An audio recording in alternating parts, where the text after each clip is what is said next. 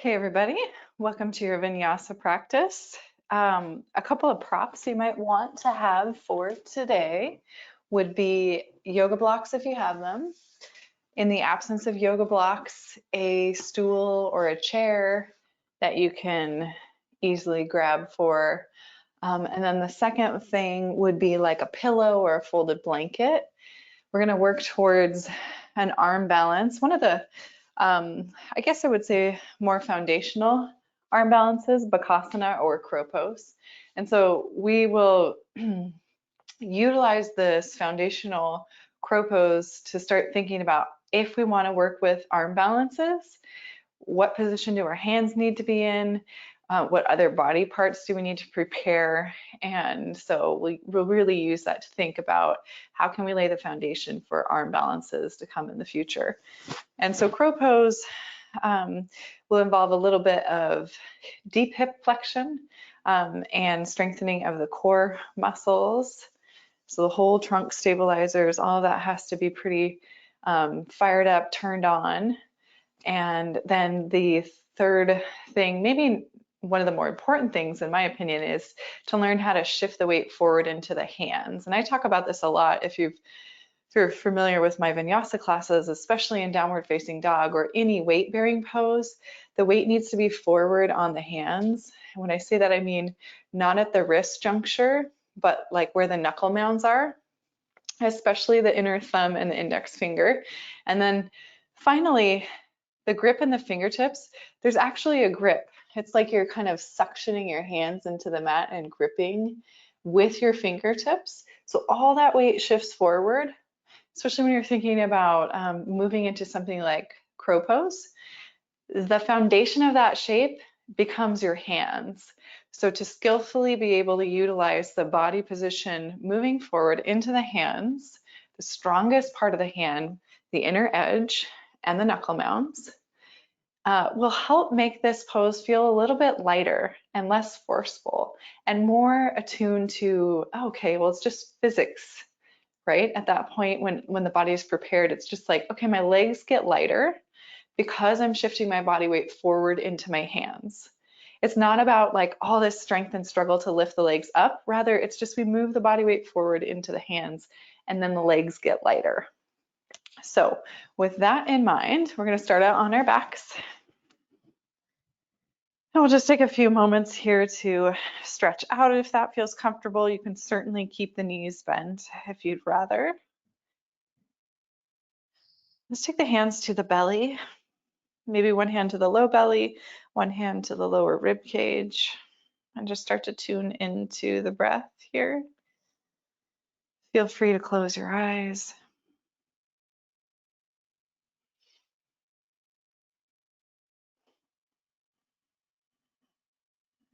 See if you can start to take the air in and out through the nose.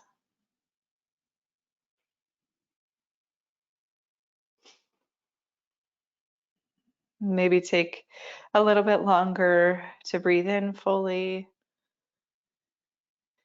and a little bit longer to breathe out fully. So just elongating the inhale and the exhale. Twice more like that.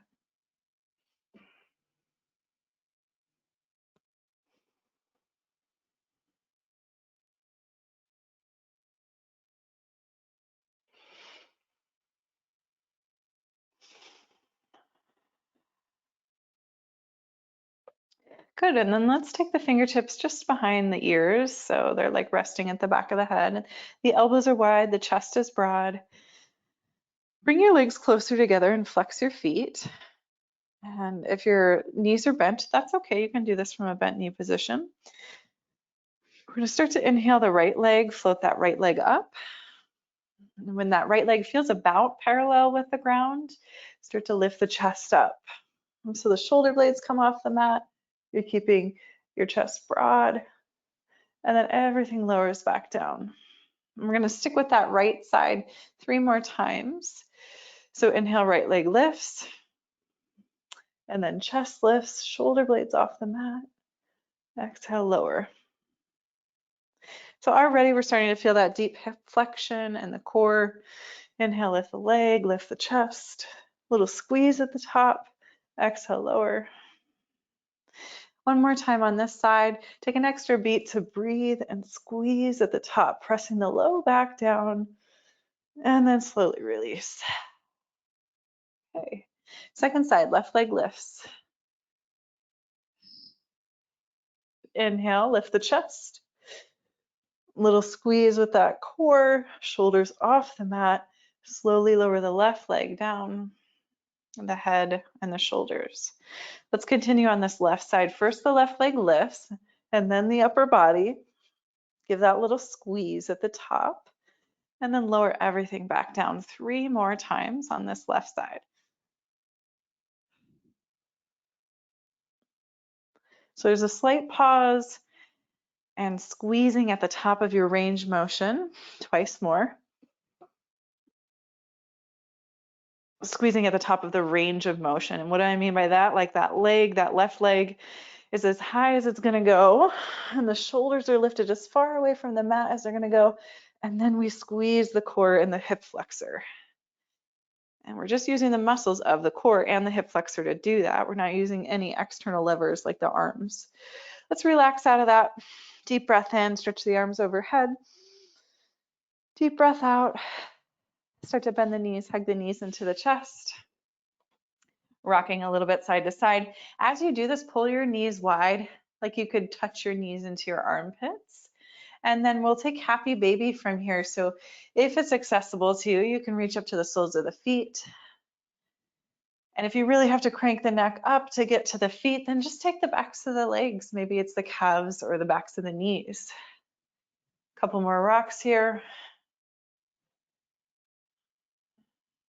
So we're going to do crow pose on our back, so you can just get a sense of it upside down. So legs will stay wide like they are in happy baby. Flex the feet, so the toes towards the face. Keep those knees squeezing down towards the armpits, and then take the arms inside the inner knees.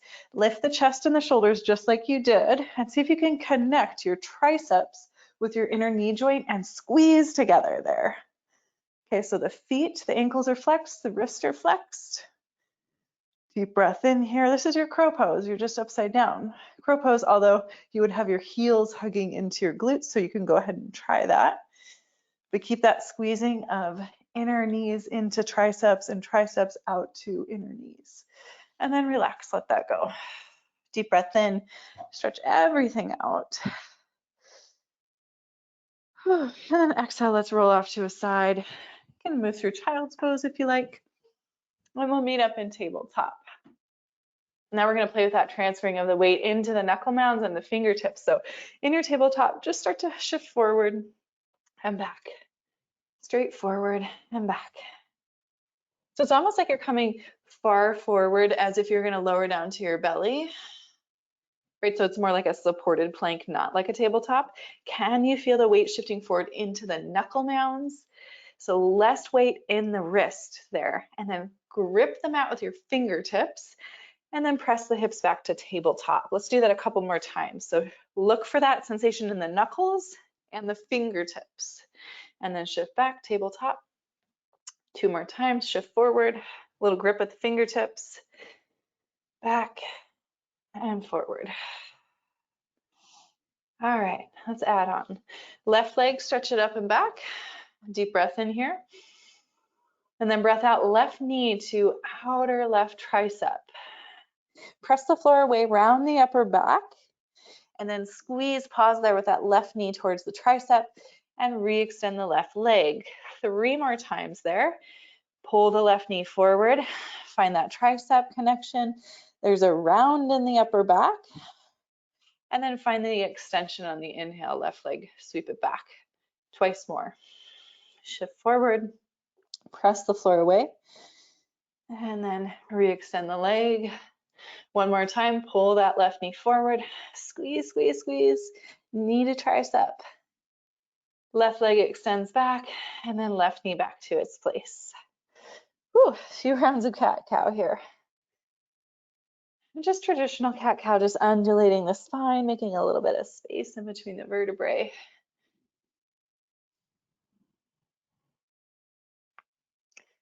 One of the best ways to lubricate the spine. Cat-cow. To add some mobility and agility to the spine, especially if you sit a lot. Cat-cow is so good for that. Okay, let's extend the right leg back, float the foot. Deep breath in here. And then exhale, pull that right knee forward. See if you can make that connection to the tricep and then pause and squeeze. You're rounding your upper back, you're pressing the floor away, and then re-extend that right leg. Okay, pull the knee forward, make the connection, tricep to knee. Re-extend. So there's a pause there, just like we did on our back. We're pausing, feeling that connection, feeling the muscles work. Extend. Twice more. As you pull the knee forward, you're pressing the floor away, rounding the upper back. Extend that right leg, deep breath in. Exhale, pull the knee forward. Inhale, extend. Right knee to the mat, hips to the heels, child's pose, and then flip your palms upward so that you give your wrists a little bit of a break. Let's take 3 breaths here.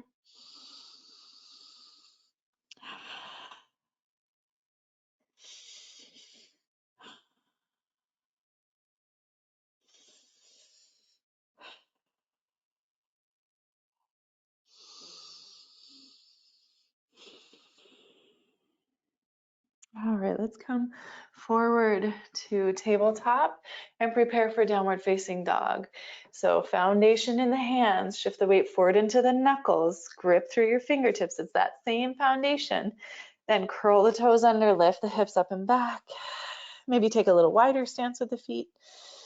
Kind of sway the weight from right foot to left foot. You can bend the knees right and left. You can shake the head out. Just allow yourself to explore.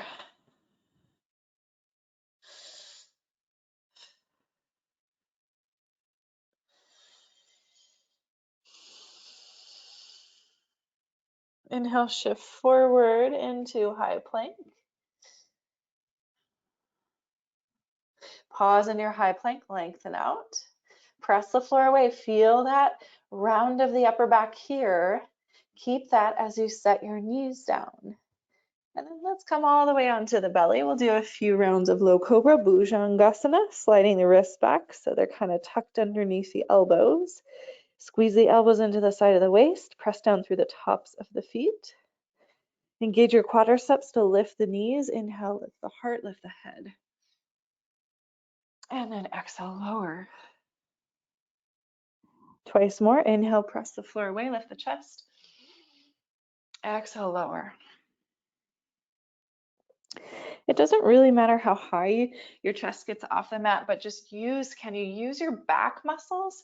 Feel this in the multifidi, the erector spinae, the scapula, all those muscles that strengthen the spine, allow you to sit upright. All right, let's press back to child's pose. Option for active child's pose. I like to take my toes and tuck them under. And then come up onto your fingertips, lift your forearms and elbows. Active child's pose. Take one more breath here.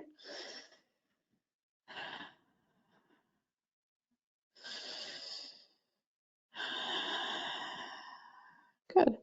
Come forward, tabletop. Let's meet up in down dog. 2 breaths, downward facing dog.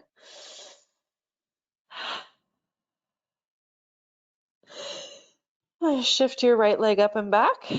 So we're going to do that same thing that we did with our knees down, where we're shifting forward into a high plank this time, hugging the right knee towards the right tricep, and then pausing there and squeezing, pressing the floor away. So now you're in like a high plank kind of variation. And then 3-legged dog, right leg up and back, chest towards that left thigh. Let's do that twice more. Shift forward, right knee connects. And then up and back with that right leg. One more time forward. And this time we're going to step that right foot outside of the right hand and take a few minutes in a low lunge. Let's set that left knee down and then get kind of heavy in the pelvis. So let the pelvis kind of move forward and down. And you can stay up here on your hands, or if the accessibility is there, you can walk down to your forearms. You could always add props underneath your forearms too. But here's what I want you to think about as you're choosing this low lunge. Squeeze this right knee towards the tricep. Right knee squeezing towards the tricep and it's hugging in there. Yeah, so feel that tricep to knee connection. So in your low lunge, as you're staying here and breathing, you're really active through that inner right thigh and hip flexor. Let's take one more breath. And then we're gonna step that left foot forward into Malasana. So curl your left toes under, lift your left knee, step the left foot forward. And any height in your Malasana is fine. So you might be up here in like a high squat with the hips kind of in line with the knees. If you're coming into lower Malasana, turn the toes out, sink the hips towards the heels, but be mindful of the knees. And then just shift the weight right and left here a few times. So this kind of action right here, what's happening in the legs, that deep, deep flexion, that's what we want in a very active way in our arm balances, in most of them. In the foundational arm balance of Bakasana, we definitely want that to be active.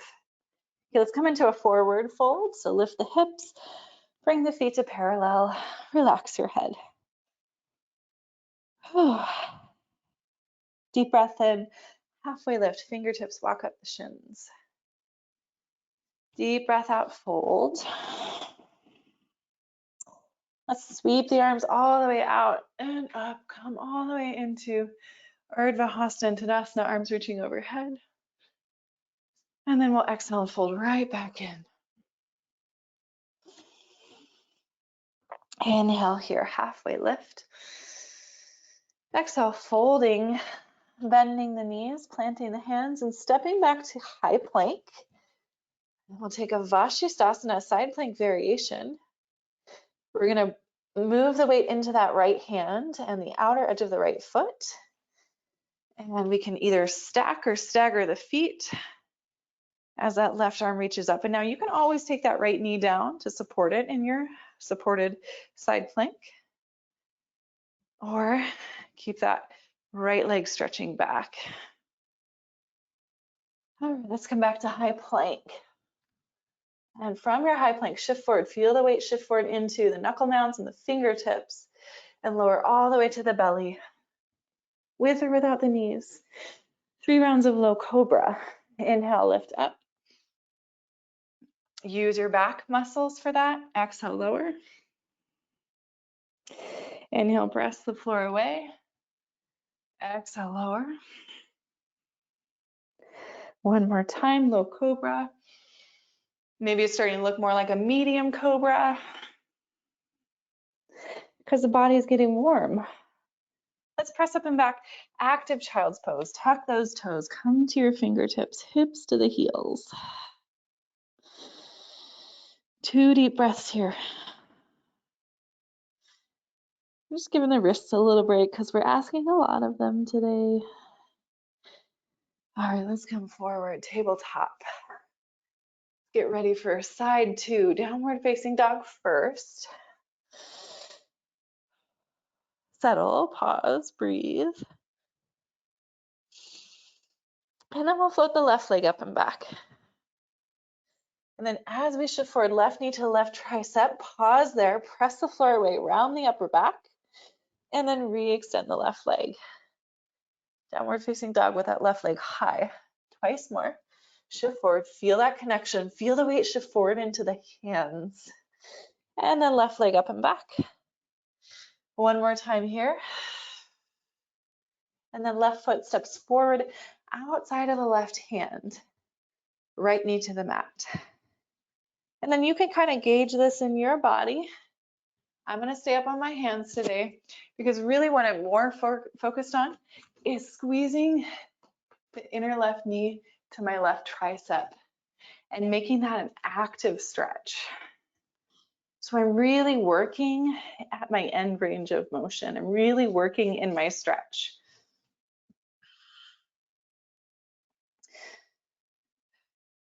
Let's take 2 more breaths here.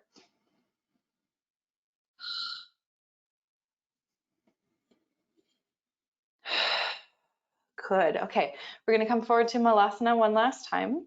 So tucking those right toes under, lift that right knee, step the right foot forward outside of the hands. And then you can wiggle your way down into Malasana. However low your hips get, that's okay. Wherever they are, just paying attention to the knees. And then I like to play around kind of shifting the weight side to side. So right foot, left foot, even if that means you're lifting one heel and then the other. Just kind of lubricating the joints here. Saying hello to the ankles. Malasana is also a really great way to add some mobility to the ankle joints. So especially if you get really tight in the Achilles tendon and the calves, just kind of seeing if you can sit in Malasana. Another great little hack for Malasana is rolling up a blanket, sliding it underneath your heels. That will help that ankle mobility come. All right. Let's come into a forward fold Uttanasana. Lifting those hips, walk those feet about hip width distance apart and parallel with one another. Deep breath in here. Deep breath out. Inhale, halfway lift, Ardha Uttanasana. Exhale, fold. Press down through those feet. Sweep out and up. Come all the way to standing, arms overhead. All right, so now here's where we're going to grab either our blocks or our chair or our stool. We're going to set them up at the top of the mat and just do a little bit more of prep work before we go through crow pose. All right, so I'm going to use blocks today. And a stool might be even better because it'll be higher. So the more height you have, the more accessibility you have for this. We're just going to simply step our right foot back like we were going to set up for warrior one. So it's kind of a short stance. And then my right heel is kind of spinned in towards the midline of the mat and my toes are slightly at an angle. All right, so you either have your fingertips on that prop in front of you or your hands or your fingertips on your block. Now here's what we're gonna do. We're gonna curl those left toes up towards the face. So I'm shifting the weight onto that left heel, see? Okay, and then I'm gonna hug that left heel towards my glute. Keep the foot flexed as I sweep it forward without touching the mat, and then just hugging it back and forth. Okay, so deep hip flexion, really working that quadricep hip flexor compartment as I move my left leg forward and back. Whew. Let's just do one more. And then step that left foot forward. Let's just take a fold over the legs, pyramid pose. Parsvottanasana, if you want to know the Sanskrit. Pyramid pose. Take a few deep breaths here. And then right foot steps forward and left foot steps back. Okay, so we'll set up that second side. So left heel is kind of angled in towards the middle of the mat. And I have a shorter stance than I normally would because now we know what we're doing. So first thing is we're gonna bring the weight into the heel of that right foot. So the toes are flexing up towards the face. Okay, and then I'm gonna steady my hands or my fingertips on my block. And I'm really rooting for my core here and my deep internal hip flexor muscles like the psoas. I'm recruiting that so I can pull that right heel back towards the glute and then sweep that right heel forward without touching the mat. Oh, you got to engage the quadriceps, especially as I bring that right foot forward. A couple more times here.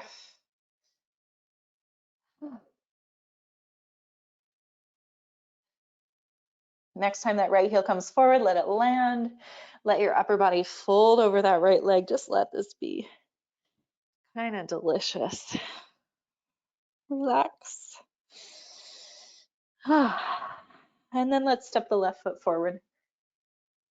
And we'll uncurl the spine. We'll come all the way up to standing. Arms sweep overhead. Deep breath in. Give those hip flexors a little love. We're going to ask them to do a little bit more work. So a nice way to come into Balasana crow pose is from Malasana. And Malasana could be where you work today, especially if you want to work on that ankle mobility. It's a great pose for so many reasons. And I mentioned that it might be nice to have a pillow or a blanket. So if you've never tried an arm balance before, the fear of falling forward is a real thing. So I recommend, and honestly, I think it kind of takes your ability to let yourself fall forward to figure out how to balance. So you know, your body starts to know, okay, I need to use these muscles. I need my body weight to go here and able to get my feet to come off the ground. So this pillow at the top of your mat or a folded blanket is so that you can fall forward onto your forehead. And it's okay to do that, okay? All right, so maybe we come down into Malasana. And maybe this is where we're gonna stay today. And you can watch me fall on my face. And then maybe next time you try it. So for crow pose, I'm gonna kind of angle this way towards you. So for crow pose, what's the foundation now? My hands are, okay? So I have to be able to shift the weight forward into the knuckle mounds of the hand and grip with my fingertips, literally like a crow, like I'm holding myself on a rock somewhere. So my hands are super duper active, okay? And then all of that hip flexion, the deep hip flexion, I like to lift my knees up and squeeze into my triceps. So see how my heels are lifting? I'm squeezing my knees into my triceps. And then right now I don't have a lot of weight on my hands, but I'm going to start to shift my weight forward. Okay, I'm shifting my weight forward. Woo. And now already my feet feel lighter. I can just feel that because I'm shifting all that weight forward. And so I might just float one foot, squeeze that heel into the glute, and then maybe the next one. Or you could just kind of go side to side, like you could shift forwards, feel yourself getting light on that right foot, squeeze that right heel towards the glute, and then just do it side to side. So just kind of getting used to, really the key, getting used to moving the weight forward into your hands, because the rest will kind of come with practice and time. We have to get used to this idea of going forward because that is just physics. That is the physics of crow pose. You don't have to do all this muscly work to lift the legs. That comes naturally as you shift your body weight forward. All right, just maybe a couple more times to play. And if you're in Malasana, a couple more breaths there. So remember, as you're lifting your knees up, you're squeezing them into the triceps, and then you shift the weight forward, and then you get light on your feet. The more you shift your weight forward, the lighter on your feet you get. And so if I do fall, I'm going to fall right into my pillow. It's right there for me. See? And so it's not so bad. You don't really have that far to fall. So part of crow pose is like getting over this idea that, oh, I can't fall. You can. Your body knows how to fall. And just make it a soft landing for yourself. All right, let's cool down. Whew, let's come onto our backs. And if you have this pillow or blanket that you're using, you could roll your blanket up and slide it underneath the backs of the knees. Oh, let's just give the shoulders a little bit of love. Let's take the arms up and overhead, or actually fingertips reach up towards the ceiling, palms face one another. Cross the right elbow in front of the left and then give yourself a little hug. You can let that right bicep move towards the mouth. Elbows are pointing up towards the ceiling. It's a little bit of a myofascial release for the scapula.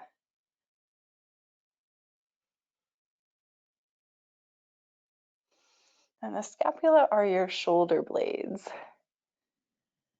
Let's take 2 more breaths here.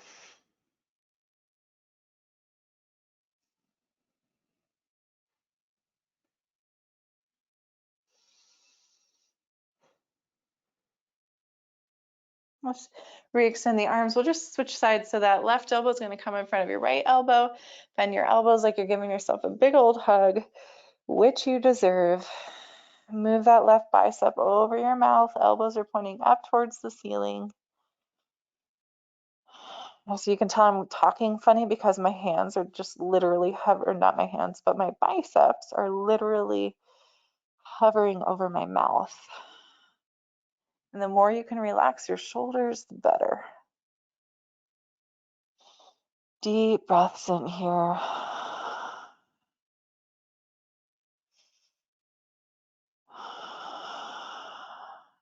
2 more breaths.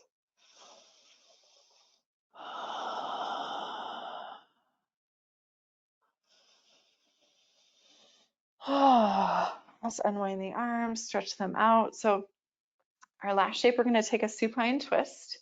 And so if you want to take a twist with a little bit of a lift of the pelvis, I find it quite lovely and it feels really good on my low back. So I'll show you what I mean. I'm going to slide this pillow underneath my pelvis. So see how my pelvis is lifted like I were in a passive bridge pose? That's where your prop would go. Okay. And then I'm going to take my twist from here. So I'm going to scooch my hips off to my right just a little bit. And then I'm going to take my knees off to my left. And you could stack some props underneath the inner right knee if you want. So it doesn't have to feel like, oh, I got to get my knee to the floor. I got to get my leg to the floor. No, no, you don't. Okay, so this can be a pretty intense rotation. If it's too much with that prop underneath your pelvis, just get rid of it. It's okay. You don't need it.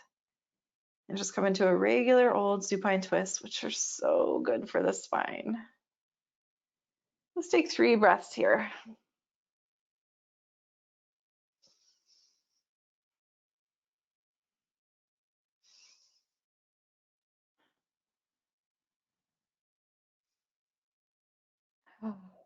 All right, let's start to unwind. And so when you come back through center, your pelvis is probably a little bit off center. So pick up those hips, scooch them back to the center. Take a few breaths, just pausing here. We don't have to be in such a hurry to get to the second side.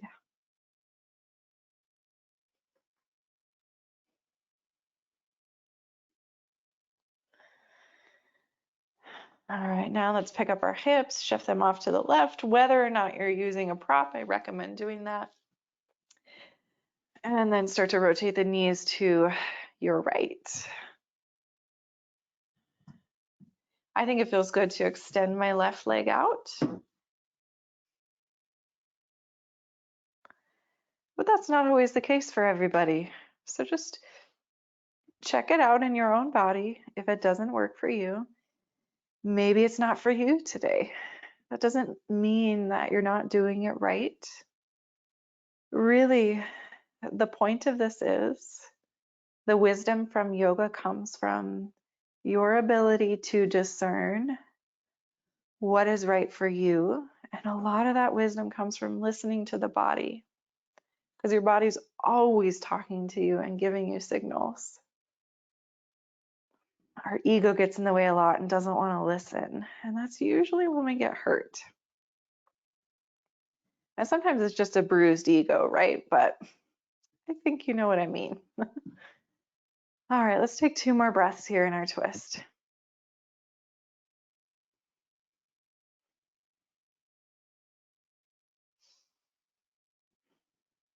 We'll start to unwind. We'll start to get ready for Shavasana.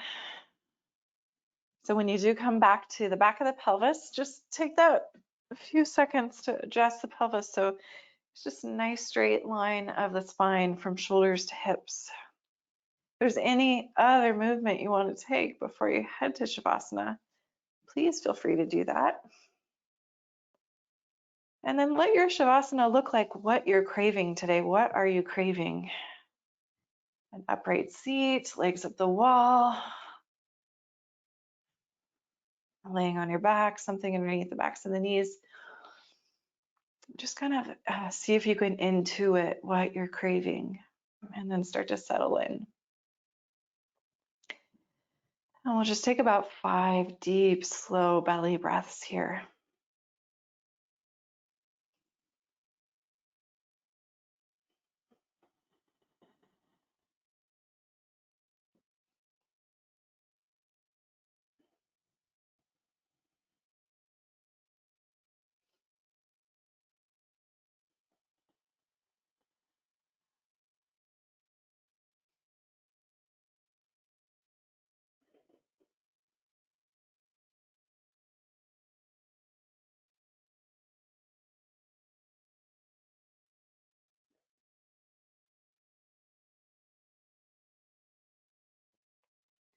As always, if you need or have more time to stay in Shavasana, I highly encourage taking longer.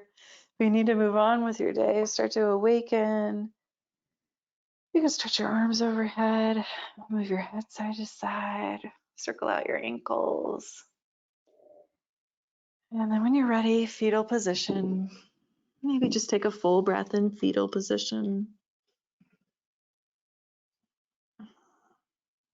Start to make your way to an upright seat, and we'll very briefly close out our practice with some cyclical breathing. And you're probably familiar with this by now. It's an inhale, full capacity, pause, another sip of air in, and then a long, smooth exhale to let all that air go. We'll do it 3 times.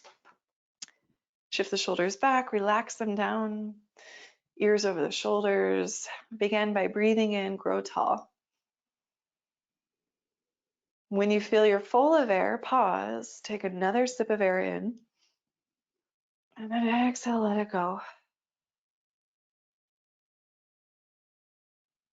2 more times like that. Deep breath in,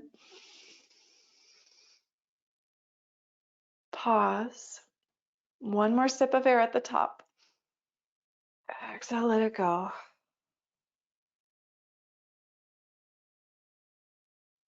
Last breath round. Inhale. Pause. 1 more sip. Exhale, let it go, let it rest. I'll let the breath return to neutral. No effort, just kind of passive background breathing. If you like, you can join your hands together at your heart, Anjali Mudra, bowing the chin to the chest. Taking a moment to honor your effort and your practice with reverence and gratitude. May you remember that you will always be okay. May you find a white light that guides you and keeps you safe. May you have hope, help, and happiness along the way. Namaste, yogis.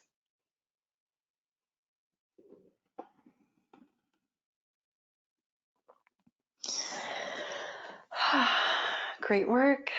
So we'll spend the next few weeks, maybe the next month or so, to kind of work on that foundational entrance into arm balances. And so if you're enjoying, let me know. And if you're not enjoying, I still want to know. Tessa@tessatovar.com is my email address. Please let me know how it's going. Take care of yourselves in the meantime.